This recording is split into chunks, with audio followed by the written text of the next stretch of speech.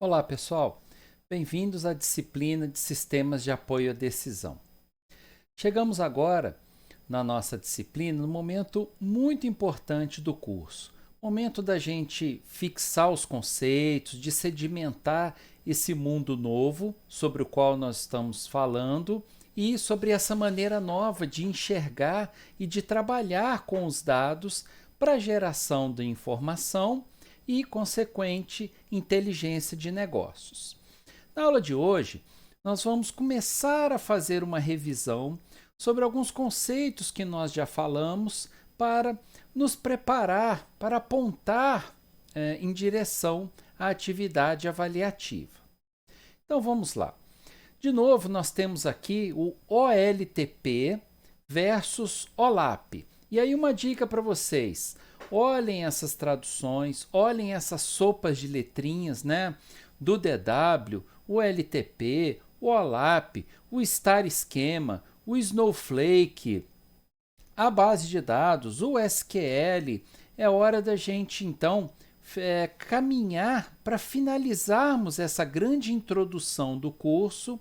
E aí eu peço um pouquinho mais de paciência para vocês, porque muito em breve nós já vamos começar a colocar a mão na massa e começar a fazer aí as nossas análises, começar a trabalhar com as ferramentas e com os dados, ok?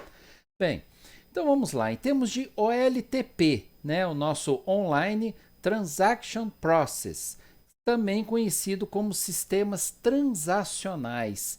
Eles são os sistemas que nós aprendemos até aqui a fazer. Os sistemas regulares, os sistemas que estão até aqui neste momento. Então, são os sistemas online. Qual é, ou melhor, quais são as características desse sistema? No caso do OLTP, nós temos aqui um sistema com atualização de dados mais frequente, são sistemas que são mais previsíveis, tá? O processamento, o resultado do processamento deles é mais previsível. E aqui eu vou fazer diferente. Vamos acompanhar então um lado e outro. Ao invés de eu falar toda uma coluna e depois toda a outra, vamos fazer então um comparativo entre os dois. Eu acho que vai ficar melhor assim. O OLAP, então, é o Online Analytical Processing. Esse A é de analytical, é caminhar em direção à visão analítica dos dados. E aí, gente, qual é a visão analítica? A visão analítica é aquela visão dos dados condensados, dos dados sumarizados, das operações matemáticas, estatísticas, até complementando com a visão computacional, com as redes neurais, com os modelos de regressão e todo o arcabouço estatístico e matemático que a gente pode complementar e trazer aqui para o nosso curso, ok? Então, nós temos os sistemas online, que são sistemas transacionais, são sistemas tradicionais. E nós temos aqui também os sistemas analíticos, que já trazem uma visão analítica voltada para as decisões do negócio. Então, uma coisa muito importante que eu ressalto aqui para vocês. Não adianta só a gente concentrar e focar no método. Esse método, né, por mais avançado que ele seja, eu posso fazer um robô, usar um deep learning, fazer uma inteligência artificial mais avançada possível. De nada vai adiantar se ele não me trouxer os insights para o negócio. É isso que a gente reforça tanto aqui na nossa disciplina. Vocês têm outras disciplinas no próprio curso ou na engenharia que vão te dar uma base matemática e estatística muito grande. Mas não se esqueça da aplicação para o negócio. Então vamos lá. Como é que acontece aí a atualização dos dados? De um lado nós temos uma atualização mais frequente, de outro lado menos frequente. Por que acontece isso? Porque esses sistemas transacionais estão funcionando todo o tempo, coletando, atualizando dados. É a entrada das notas fiscais. Imagina um grande site de vendas aí, um americanas.com, imagina um Mercado Livre, um Submarino, um grande marketplace, um Magalu, esses grandes sites que nós temos. No ALTP, está o dia inteiro caindo transações em cima dele, o dia inteiro atualizando, entrando pedido, atualizando, cancelando, emitindo nota fiscal, entrega. E no OLAP não. Qual é o objetivo do OLAP? O objetivo é pegar esses dados do OLTP, uma coisa funciona com base na outra. Primeiro vem esse aqui, depois nós vamos para o OLAP, depois nós vamos criar o DW, Data Warehouse. Lembram das aulas anteriores? Dá uma olhada lá, dá uma consultada lá. Então a atualização é menos frequente, porque o objetivo é pegar esses dados consolidados e aí, uma vez por dia, 2 vezes na madrugada, depende aí do projeto de cada um, a gente faz uma atualização, uma condensação dessas informações. No LTP, o resultado é mais previsível. Por quê? Porque eu quero fazer uma venda. Então, eu preciso ter o resultado de uma venda realizada, de uma nota fiscal emitida, dos impostos tributados, do produto sendo entregue. É isso que eu quero. O meu objetivo está muito claro. O objetivo de fazer uma matrícula de um aluno. Eu quero aquele aluno matriculado. O resultado que eu quero está muito claro. No OLAP, não, ela é menos previsível um pouco. Por quê? Porque o nosso objetivo é mergulhar nessa montanha de dados, nessa grande quantidade de dados que nós temos, a gente já passa para o item de baixo, e com base nelas, obter os insights para o negócio, obter uma visão, conseguir enxergar algo que a gente não conseguiria somente olhando numa planilha ou somente executando uma query. Então, aqui nós trabalhamos com uma pequena quantidade de dados por consulta, para as consultas. É uma nota de aluno, é um histórico, ou melhor, é o histórico de um determinado aluno. E no caso do OLAP, não, eu tenho grandes quantidades de dados, enormes quantidades de dados, que aí, muitas vezes, fica inviável para análise pelo ser humano. Então, nós temos aí a mineração de dados com as suas técnicas, com as suas ferramentas e que podem nos ajudar. No LTP, a consulta aos dados são básicos. Eu quero todos os dados de um determinado aluno. Nesse momento, eu estou mexendo com alguns processos aqui de formatura. Então, vou gerar histórico daquele aluno específico. Enquanto que no OLAP, eu tenho aqui a consulta dos dados derivados. A unidade, a granularidade da informação, ela muda. Então, eu não quero mais chegar no nível de detalhe de um aluno. Eu quero os dados daquela turma, eu quero os dados daquela geração, eu quero os dados do desempenho daquelas disciplinas ou daquele conjunto de disciplinas. Então, a consulta já é com os dados trabalhados, com os dados derivados. Aqui eu tenho dados correntes, ou seja, dados atuais, dados de agora. O que eu estou vendendo no site agora, nesse momento. E no OLAP não, eu tenho dados correntes também, mas não são os dados online. Até existe o BAM, né, que é o Business Activity Monitoring, que seria o monitoramento do negócio em tempo real. Tá? Seria um OLAP online em tempo real, mas isso pouquíssimas empresas têm, uma tecnologia muito robusta, a gente precisa de muita tecnologia, de muitos servidores e muita capacidade de processamento para isso.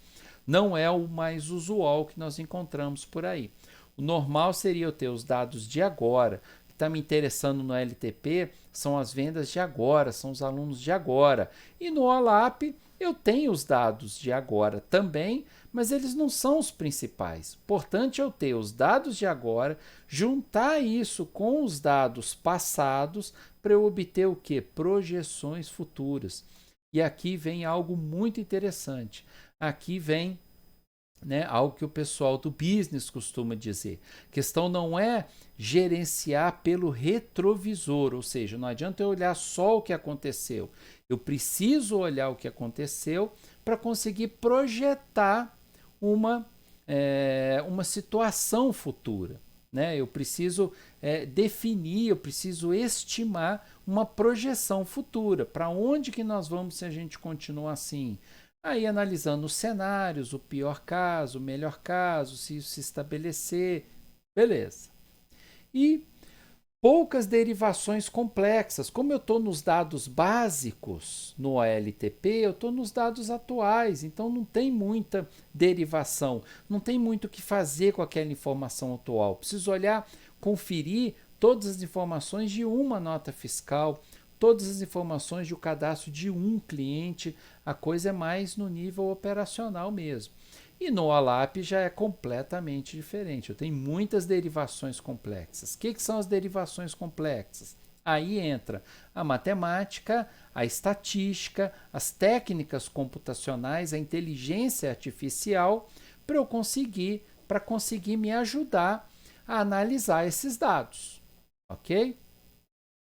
Bom, basicamente isso. Então, gente, o mais importante até esse momento é a gente saber de onde a gente saiu e para onde nós estamos encaminhando, né? Nos encaminhando. Um é melhor que o outro, um vale, o outro não, não é nada disso, né? Tomem cuidado aí e fujam dos modismos, né? A grande questão é, os dois são importantes, só que eu preciso ter uma boa base, uma boa estrutura para, a partir dessa estrutura, eu conseguir então construir a minha visão analítica. Beleza? Então, por hora é isso. Bem, e essa parte do transacional, eu posso fazer por meio do SQL? Posso fazer. O SQL é uma linguagem muito poderosa, muito fácil, muito simples de utilizar e ao mesmo tempo extremamente poderosa. Então, cuidado, fujam só do SQL básico, fujam só das operações básicas.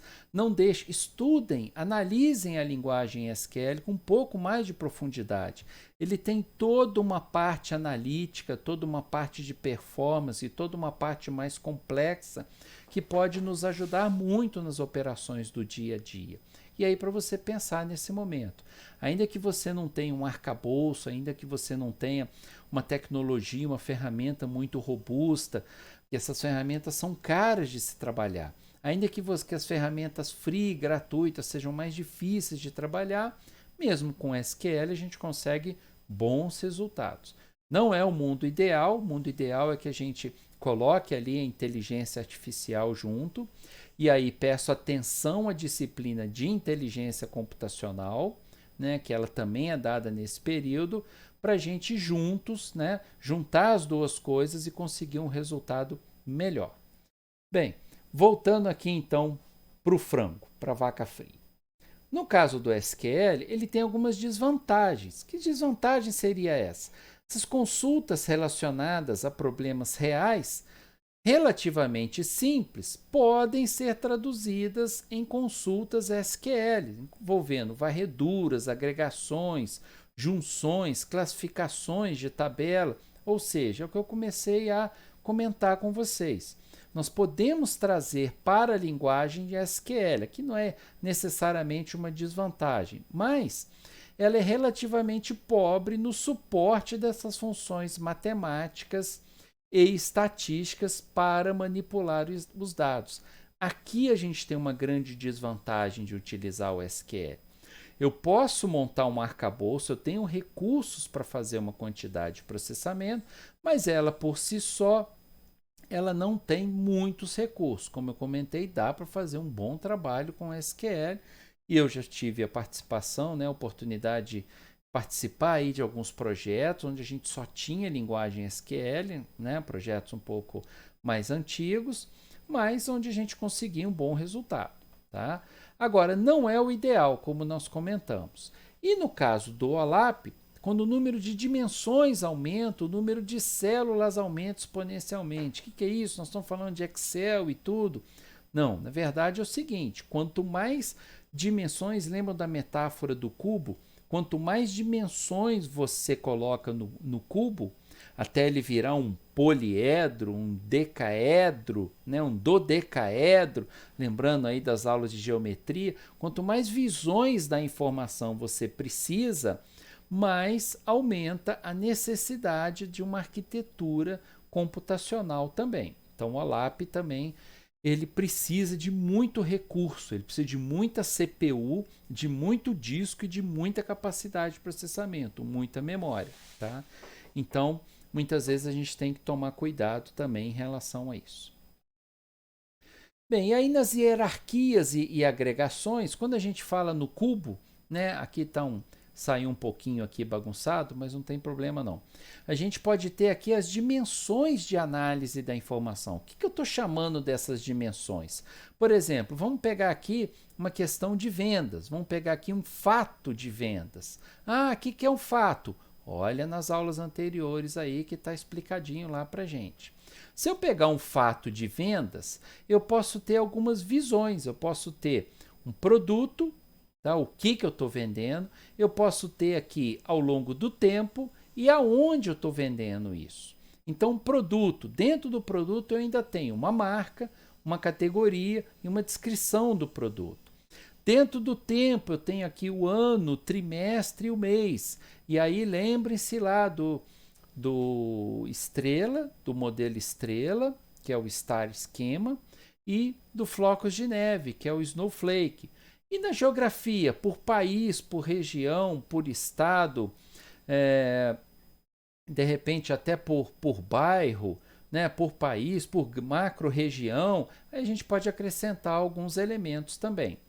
E eu posso combinar, aí é que está um grande segredo desse mundo analítico.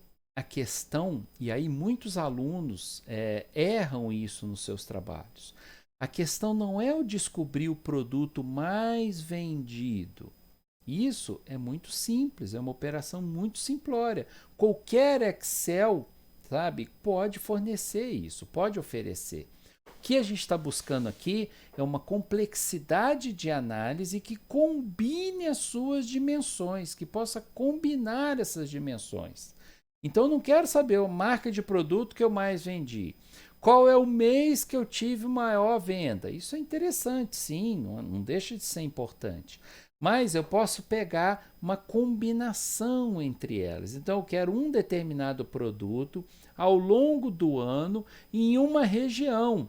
E aí eu tenho as consultas aí mais voltadas para o nível analítico. Perceberam? Estão entendendo? Guardem isso, que isso vai ser importante para a gente. Uma outra combinação. Qual marca dentro de um trimestre e uma região foi mais vendida, menos vendida, como se comportou esse produto nessas marcas, qual é a projeção que eu tenho de vendas para o próximo ano. Então, algo muito importante aqui para a gente. Não é só definir as dimensões de análise, mas durante os trabalhos, durante as análises, durante a programação e o sistema que a gente for desenvolver, colocar uma combinação entre esses elementos para a gente obter um resultado melhor para o negócio. Não é só qual produto eu vendi mais, mas qual categoria tem decrescido nos últimos meses no meu estado, para eu conseguir tomar alguma ação gerencial. Ok? Bom, por hoje é só.